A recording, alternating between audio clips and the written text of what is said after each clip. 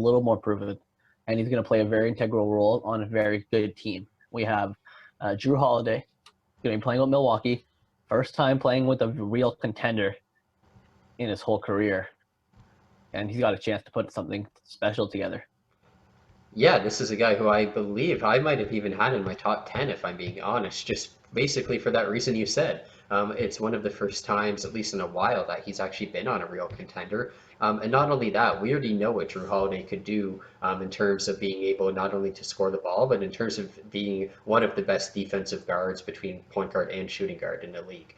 He's always Exactly. at the top of the league in terms of real plus minus for defenders. He's a guy who he doesn't shy away from guarding the top guys, and he could put up over 20 per game. He's done it in multiple years.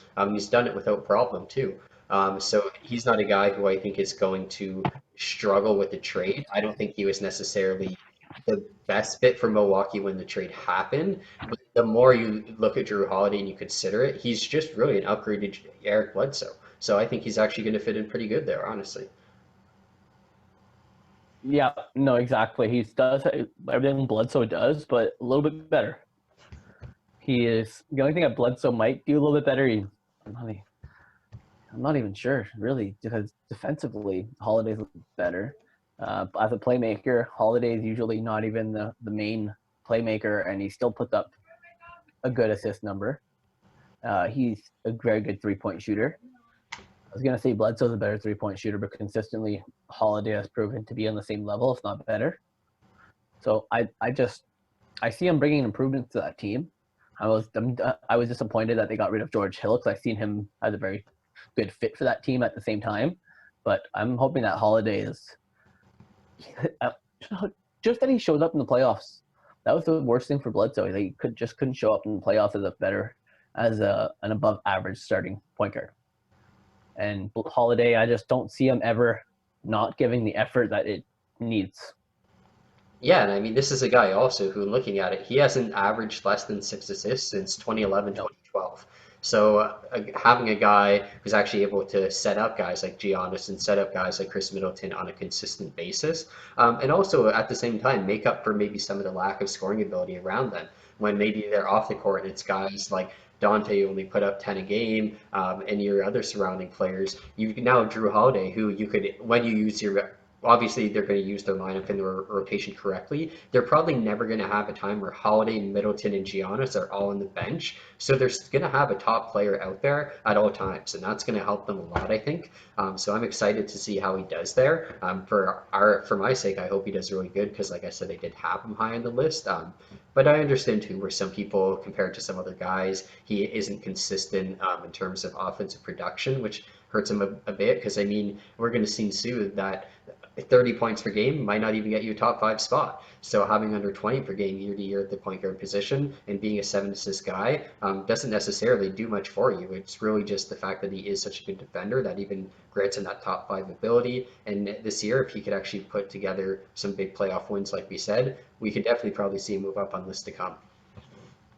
and that's exactly it. And I think that he's a perfect fit for Milwaukee. I think he's going to do very, very well there. And that contender thing, that's just a big thing for him. Think think of it. He's never played on a team where he can take a second off on defense on this team. They have Giannis, they have Middleton, they have Brook Lopez, who's still a very good defender. They have such a great defensive team. He's not going to have to go 110% at all seconds of the time. He can probably go and do very well inside of on offense as well. Like he's gonna improve his offense because he's not gonna have to use as much effort on defense because they're just gonna be winning games. That's what Milwaukee does. They win games by a lot and then they sit their players. So I think it's a great fit for him, and it's perfect that he's not gonna have to give as much effort all the time. That way he's gonna be able to extend his career and really be a little more efficient on that offensive end as well. So I just see it as a perfect fit, to be honest. Yeah, it's definitely going to be interesting because it was a guy who was eighth in minutes played at point guard last year, and then, like you said, they only run Giannis 30 minutes a game. So maybe That we're going to see the least amount of minutes per game, but we might see the same production, which is definitely going to maybe help him come better. playoff time, like you're suggesting too. Exactly. And I see him sticking around this spot, maybe even going a couple spots higher. This is a very deep position. our top 5 to 10 are very, very, very good. So this is still a very good spot for a player like Jrue Holiday, but he could easily be on any given night a top 10 point guard in this league.